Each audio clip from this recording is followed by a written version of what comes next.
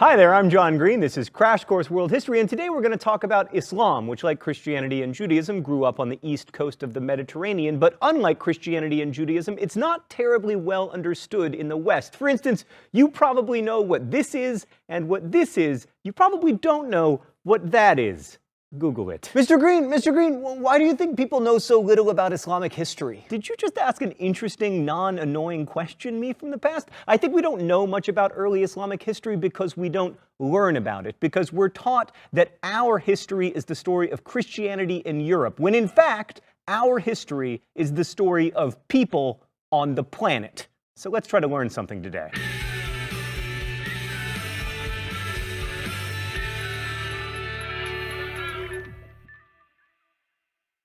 So in less than 200 years, Islam went from not existing to being the religious and political organizing principle of one of the largest empires in the world. And that story begins in the 7th century CE when the angel Gabriel appeared to Muhammad, a 40-ish guy who made his living as a caravan trader, and told him to begin reciting the word of God. Initially, this freaked Muhammad out, as, you know, it would, but then his wife and a couple other people encouraged him, and slowly he came to accept the mantle of prophet. A few things to know about the world Islam entered. First, Muhammad's society was intensely tribal. He was a member of the Quraysh tribe living in Mecca, and tribal ties were extremely important. Also at the time, the Arabian Peninsula was like this crazy religious melting pot. Like most tribal Arabs worshipped gods very similar to the Mesopotamian gods you'll remember from episode 3. And by the time of Muhammad, cult statues of many of those gods had been collected in his hometown of Mecca in this temple-like structure called the Kaaba. But Arabia was also home to monotheisms like Christianity and Judaism and even a bit of Zoroastrianism, so the message that there was only one God wouldn't have been like as surprising to Muhammad as it was, for instance, to Abraham. Also, and this will become very important, the northern part of Arabia was sandwiched between the Byzantine Empire and the Persian Sasanian Empire, and you'll remember those guys were always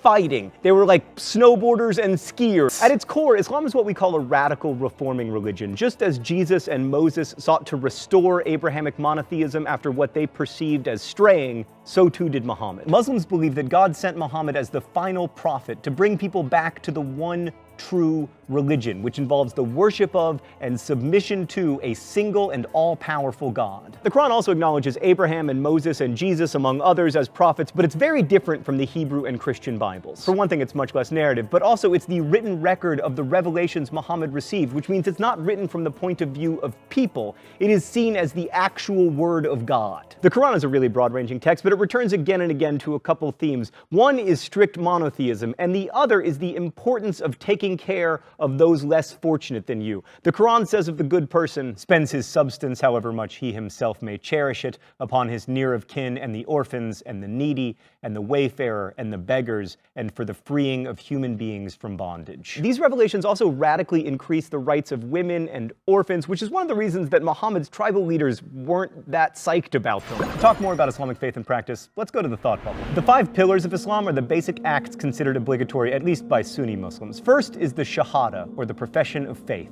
There is no God but God, and Muhammad is God's prophet, which is sometimes translated as there is no God but Allah, and Muhammad is Allah's prophet, which tries to make Muslims sound other and ignores the fact that the Arabic word for God, whether you're Christian or Jewish or Muslim, is Allah. Second, Salah, or ritual prayer 5 times a day, at dawn, noon, afternoon, sunset, and late evening, which are obligatory unless you haven't hit puberty, are too sick. Third, Psalm, the month-long fast during the month of Ramadan, in which Muslims do not eat or drink or smoke cigarettes during daylight hours. Since Ramadan is a lunar calendar month, it moves around the seasons, and obviously it's most fun during the winter, when the days are shorter, and least fun during the summer, when days are both long and hot. Fourth is Zakat, or almsgiving, in which non-poor Muslims are required to give a percentage of their income to the poor. And lastly, Hajj, the pilgrimage to Mecca that Muslims must try to fulfill at least once in their lives, provided they are healthy and have enough money. And there's also more to understanding Islam than just knowing the Quran. Like Judaism with its Talmud and Christianity with its lives of saints and writings of church fathers, Islam has supplementary sacred texts, chief among which is the Hadith, a collection of sayings and stories about the Prophet.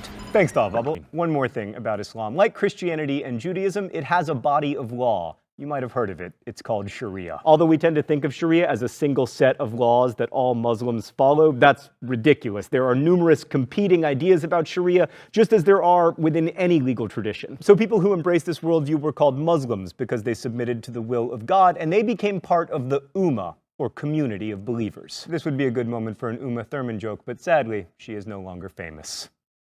I'm sorry if you're watching this, Uma Thurman. Being part of the Umma trumped all other ties, including tribal ties, which got Muhammad into some trouble and brings us, at last, back to history. So as Muhammad's following in Mecca grew, the Umma aroused the suspicion of the most powerful tribe in Mecca, the Quraysh. And it didn't matter that Muhammad himself was born into the Quraysh tribe, because he wouldn't shut up about how there was only one God, which was really bad news to the Quraysh tribe, because they managed the pilgrimage trade in Mecca, and if all those gods were false, it would be a disaster economically. Although, come to think of it, in the end, the Meccan pilgrimage business turned out just fine. So the Quraysh forced Muhammad and his followers out of Mecca in 622 CE, and they headed to Yathrib, also known as Medina. This journey, also known as the Hijra, is so important that it marks year zero in the Islamic calendar. In Medina, Muhammad severed the religion's ties to Judaism, turning the focus of prayer away from Jerusalem to Mecca. Also in Medina, the Islamic community started to look a lot more like a small empire than like a church. Like, Jesus never had a country to run, but Muhammad did almost from the beginning, and in addition to being an important prophet, he was a good general, and in 630, the Islamic community took back Mecca. They destroyed all those idols in the Kaaba, and soon Islam was as powerful a political force in the region as it was a religious one. And it's because the political and religious coexisted from the beginning that there's no separate tradition of civic and religious law like there is in Christianity and Judaism. So then when Muhammad died in 632 CE, there wasn't a religious vacuum left behind. Muhammad was the final prophet. The revelation of the Quran would continue to guide the Ummah throughout their lives. But the community did need a political leader, a caliph, and the first caliph was Abu Bakr, Muhammad's father-in-law, who was not without his opponents. Many people wanted Ali, Muhammad's son-in-law, to lead the community, and although he did become the fourth caliph, that initial disagreement, to radically oversimplify because we only have 10 minutes, began the divide between the two major sects of Islam, Sunni and Shia. And even today, Sunni Muslims believe Abu Bakr was rightly elected the first caliph, and Shia Muslims believe it should have been Ali. To Sunnis, the first four caliphs, Abu Bakr, Umar, Uthman, and Ali, are known as the Rightly Guided Caliphs, and many of the conservative movements in the Islamic world today are all about trying to restore the Islamic world to those glory days, which, like most glory days, were not unambiguously glorious. Abu Bakr stabilized the community after Muhammad's death and began the process of recording the Quran in writing, and started the military campaigns against the Byzantine and Sasanian empires that within 116 years would allow the Islamic Empire to go from this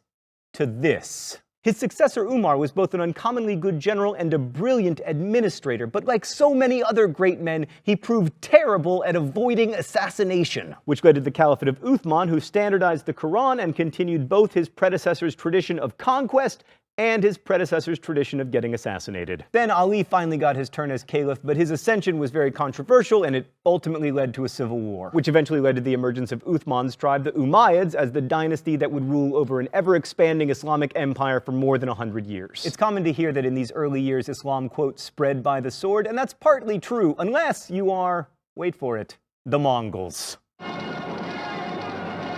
Actually, as usual, the truth is more complicated. Many people, including the Mongols, but also including lots of people in Central and East Asia, embraced Islam without any military campaigns. And in fact, the Quran says that religion must not be an act of compulsion. But this much is true. The early Islamic empire was really good at winning wars. And situated as they were between two very wealthy empires, the Byzantines and the Sasanians, there was plenty to fight for. The first of all were the Sasanians, the last non-Muslim successor to the Persian Empire. They were relatively easy pickings because they'd been fighting the Byzantines for like 300 years and they were super tired. Also, they had recently been struck by plague. Plague, man, I'm telling you, it's like the red tortoiseshell of history.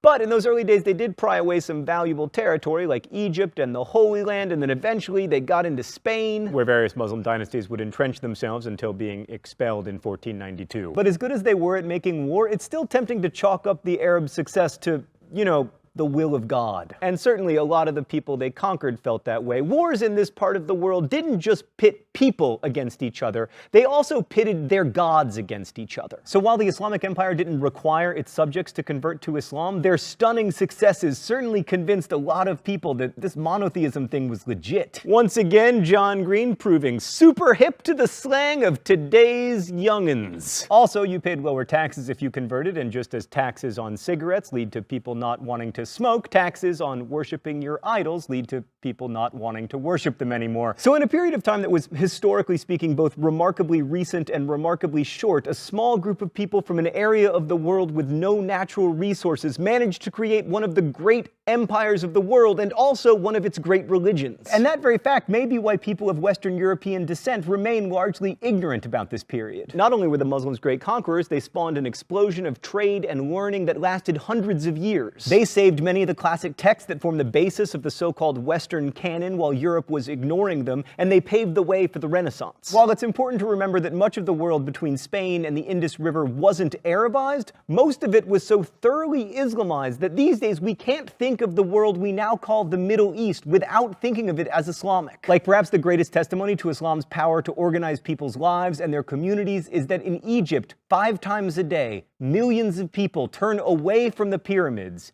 and toward Mecca. Egypt, birthplace to one of the longest continuous cultures the world has ever known, is now the largest Arab country in the world. Next week, we'll talk about the Dark Ages. Spoiler alert, they were darkest in the evening. Thanks for watching, and we'll see you next time. Crash Course is produced and directed by Stan Muller. Our script supervisor is Danica Johnson. The show is written by my high school history teacher, Raoul Meyer, and myself, and our graphics team is